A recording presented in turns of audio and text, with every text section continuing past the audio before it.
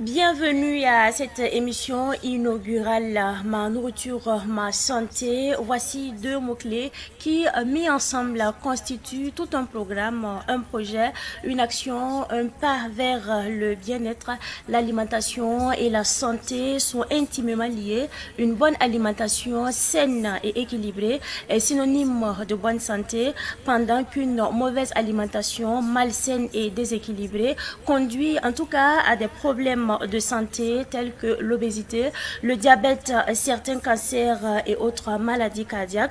On n'a pas besoin d'en dire plus puisqu'à partir d'aujourd'hui, chaque semaine sur Savane TV, nous recevrons un invité pour parler de Ma nourriture, ma santé.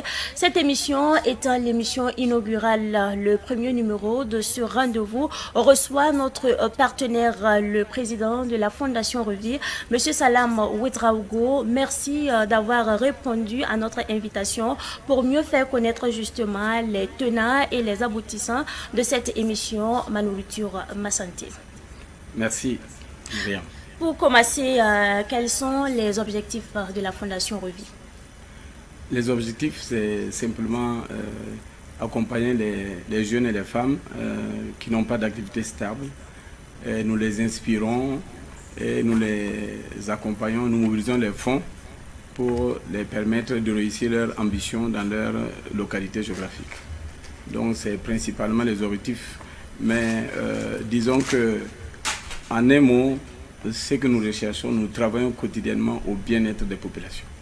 Et pourquoi une émission en partenariat avec Savane Média, avec le nom Ma nourriture, ma santé?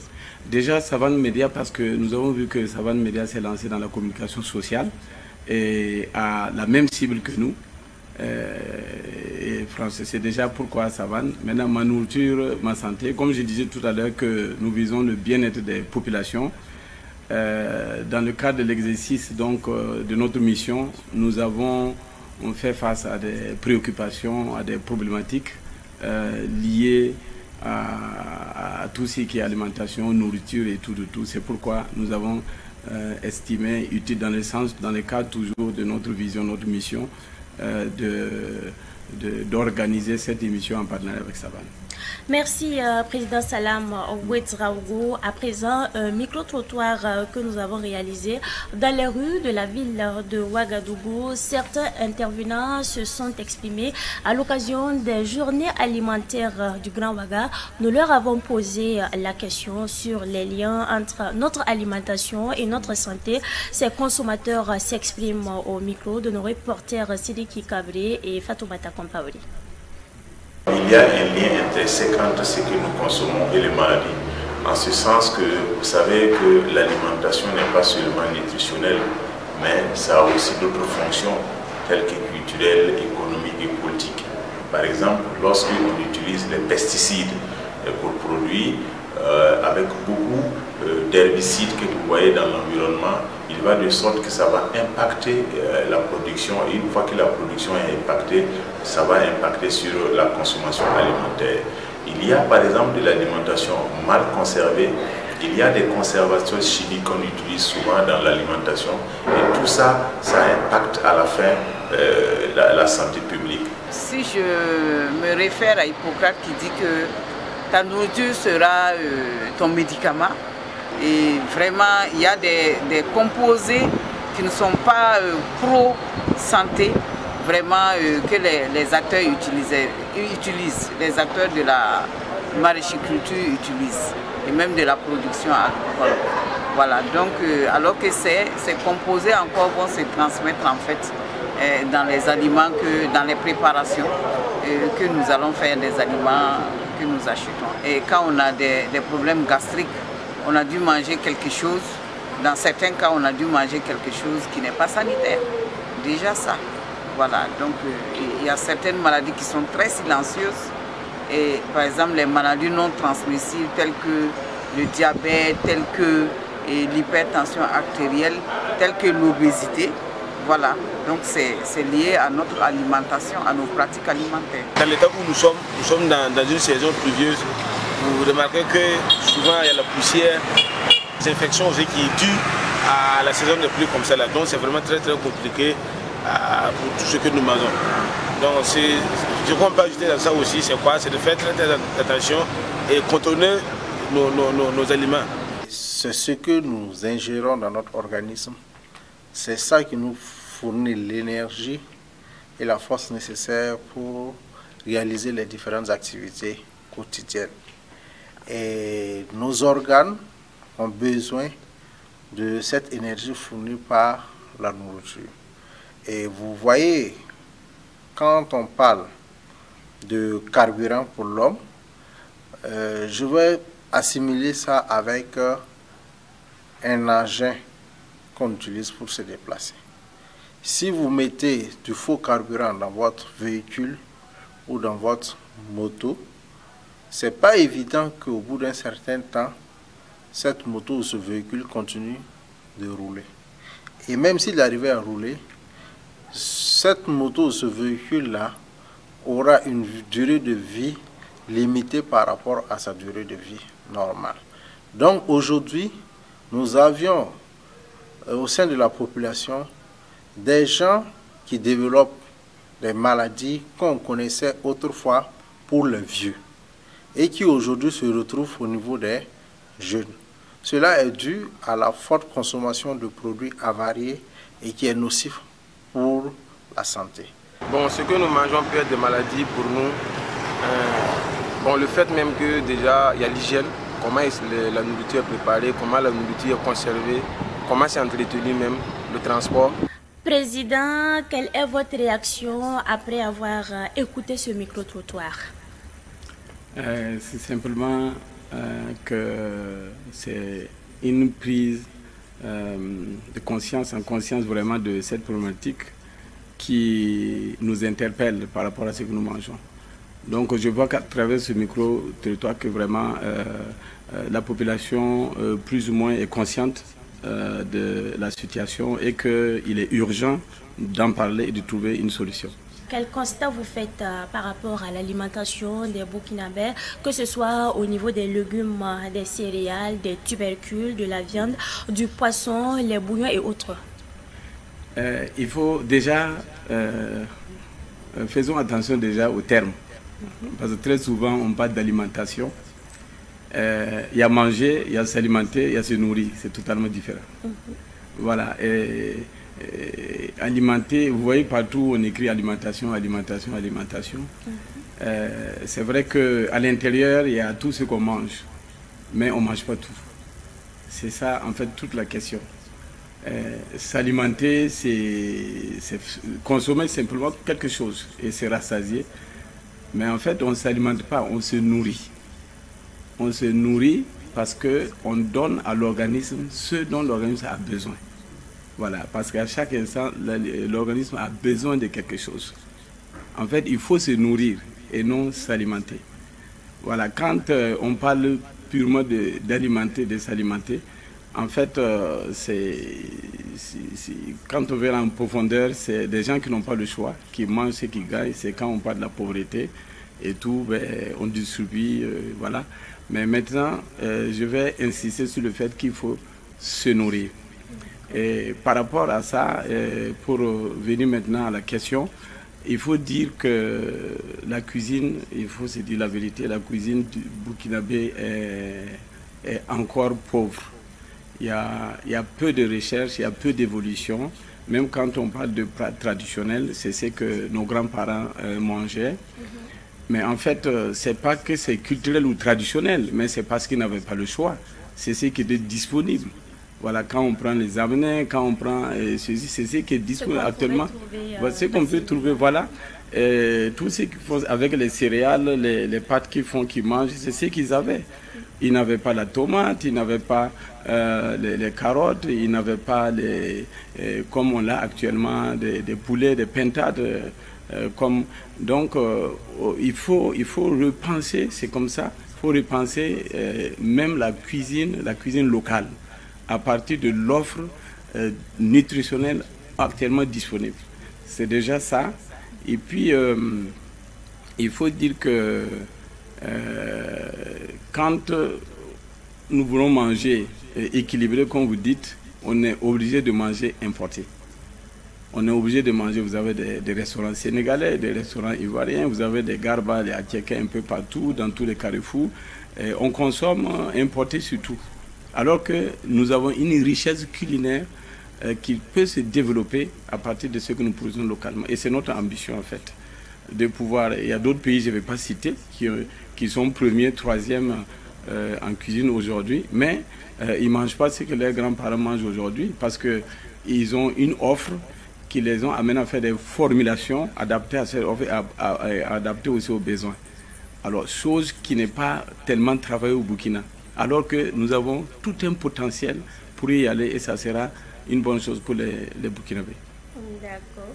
Et quel problème il y a avec ces aliments? Est-ce qu'il faut continuer à les consommer? Oui, alors je vais... là, en fait, c'est là toute la question et toute la motivation de l'émission. Voilà. Il y a ce dont notre organisme a besoin, voilà, sur le plan nutritionnel. Je ne vais pas m'attarder dessus, comme c'est une émission introductive, il y aura d'autres émissions qui vont détailler. Bien sûr. Et il y a ce qui est dangereux pour notre organisme et il y a l'offre qui est disponible. Alors c'est les trois. Donc je vais parler du deuxième, ce qui est dangereux pour notre organisme. Vous avez parlé tout de suite de manger les fruits, les légumes. Effectivement, c'est ce qui est plus conseillé de base. Hein, les premiers hommes, ils se nourrissaient de légumes, ils vivaient des centaines d'années. En fait, l'être humain est fait pour manger du végétal, des légumes, du tout. Voilà. Quelqu'un m'a dit que les médecins auraient dit qu'il faut prendre, que le corps a besoin d'un verre d'alcool par jour. Et non par semaine, quelque chose, je ne me souviens pas. Mais en réalité, nous avons l'alcool dont a besoin l'organisme dans les fruits, dans beaucoup de fruits, les oranges, on a ce dont l'organisme a besoin. Nous n'avons pas besoin d'autres choses artificielles. Nous avons tout dans la nature. Alors maintenant, le danger ici, c'est que quand on dit il faut manger fruits, il faut manger des fruits, tout le monde dit ça, tout le monde le sait, il faut manger des fruits et des légumes. Mais allez voir comment ces fruits et ces légumes sont produits. Nous avons visité des jardins, nous avons visité des fermes, nous avons visité, mais ce qui se passe, c'est grave. En fait, c'est pourquoi il est important que nous commençons à en parler. Et comme vous avez entendu dans le micro-trottoir, nous avons parlé aussi à des médecins. Nous avons questionné beaucoup de médecins sur les statistiques, en particulier au Burkina. 80% des malades, en fait, sont malades à partir de ce qu'ils mangent. Vous voyez que si nous résolvons cette question-là, comment en fait on pourra mieux répondre à des questions de santé. Alors maintenant, quand on rentre dans les détails, d'où vient le problème en fait? D'où vient le problème? Il y a des termes qu'il faut, c'est du français, hein. Voilà, vous voyez, quand les gens, surtout c'est la saison pluvieuse, je suis passé dans les champs, je vois les gens, ils utilisent des herbicides, ils pompent, au lieu de cultiver, ils utilisent des herbicides. Après, ils vont utiliser des insecticides. Ils utilisent herbicides, des engrais chimiques, voilà. Et maintenant tout ça, la plante consomme ça et ça se retrouve dans nos assiettes. Et c'est très dangereux. Voilà, mais oui, c'est ça. Si vous prenez insecticides, herbicides, pesticides, suicides, génocides, en fait tout ce qui est cide, nous sommes d'accord, ça tue. C'est ce que ça veut dire. Ça tue. Voilà.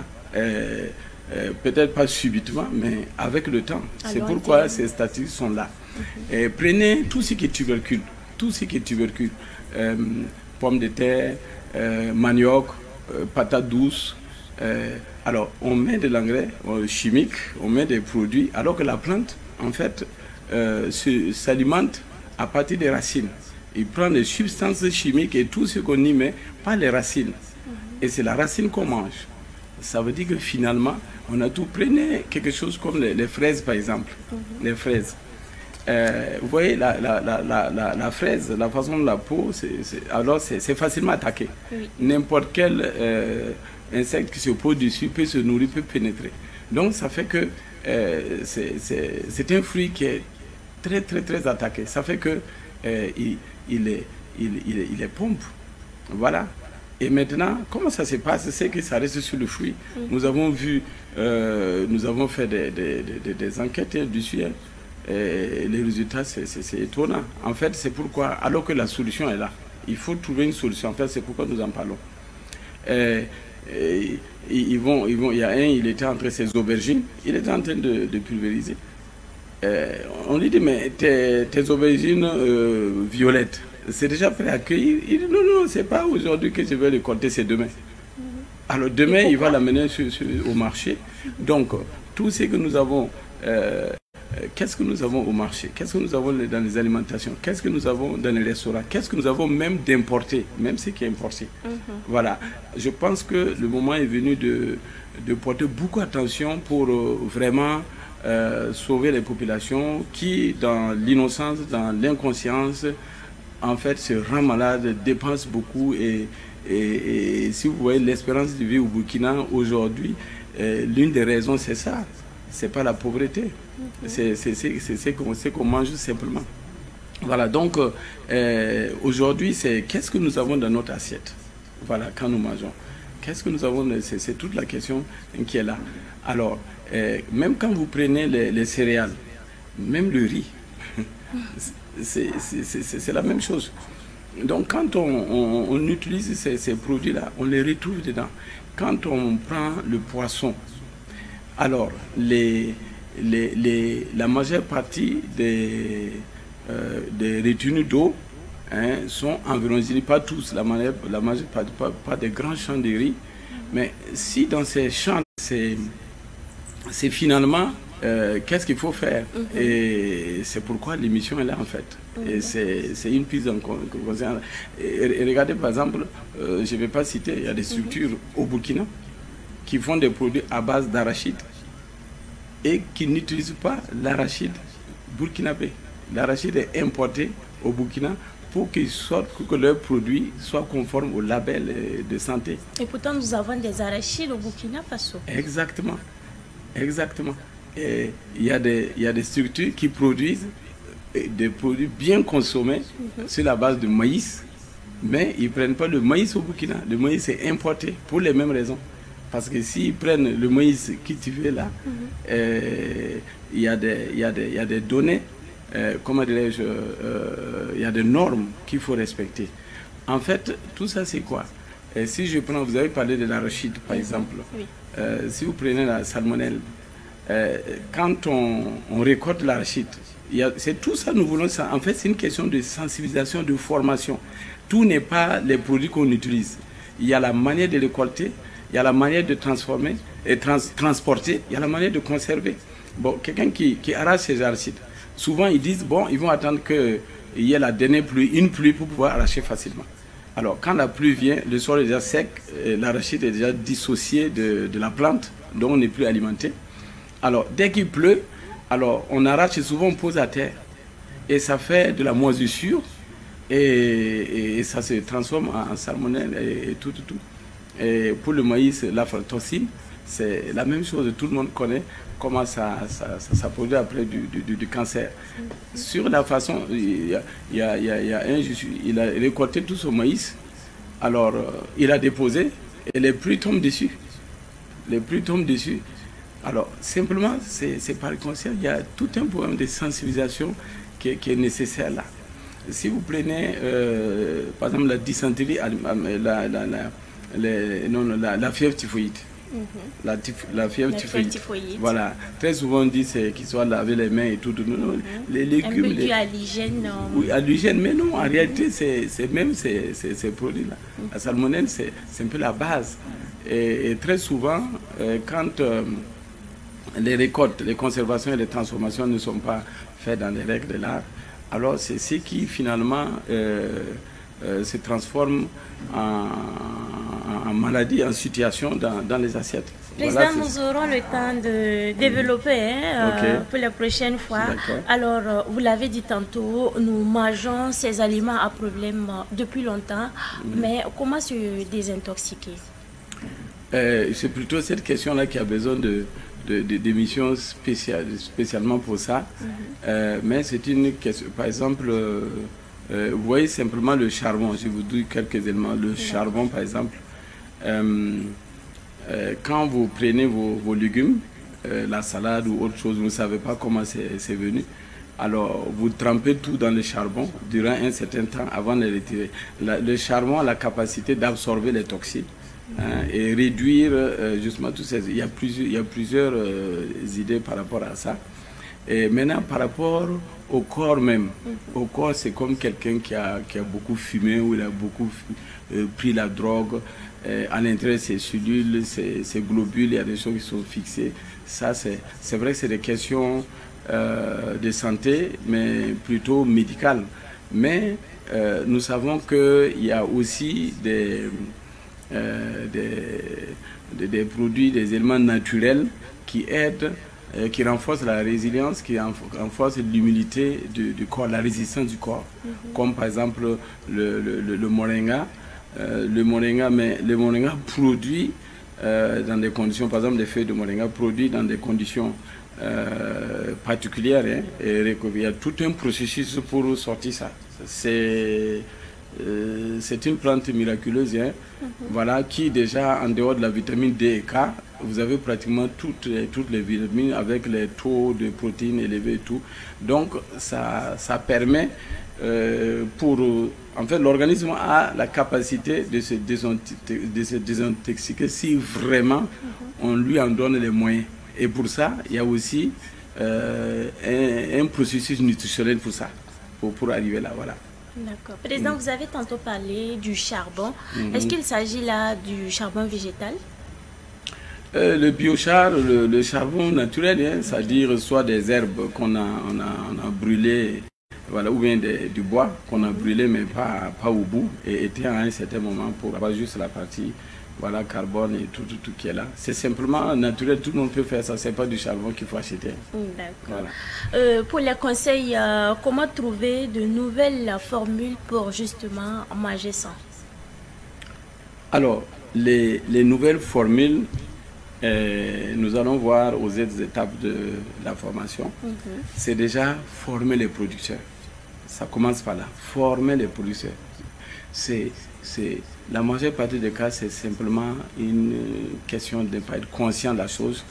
L'émission permettra donc la sensibilisation, mais former, comme je dis, déjà les producteurs, que ce soit les agriculteurs, même ceux qui sont dans l'aliment, dans la pisciculture et tout, et aussi ceux qui transforment la chaîne de valeur. Imaginez-vous, une fois, je me suis arrêté au bord de la route, il y a un monsieur qui faisait la grillade, et quand quelqu'un arrive, il coupe un morceau de viande grillée là, brisée là, et puis il met dans le papier, il goûte.